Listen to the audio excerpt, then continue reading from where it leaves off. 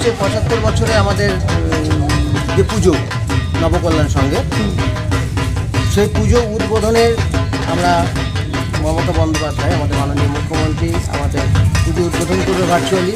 এতে আমরা আনন্দিত এবং উচ্ছ্বসিত। এবার পুরস্কারের বিষয় যেটা, সেটা তো মাননীয় বিষয়।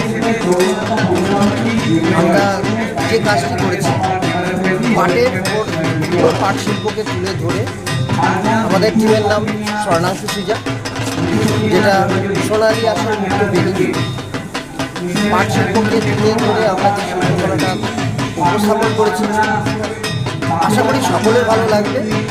মাননীয় তো আজ আমাদের উদ্বোধন করছেন, সঙ্গে আমরা সারা রানাঘাটবাসী নদিয়াবাসীকেও আমন্ত্রণ জানাচ্ছি আমাদের পুজো মণ্ডপে আসার জন্য, আমাদের শিল্পকলা দেখার জন্য। আপনার নাম? গোবিন্দ পাল।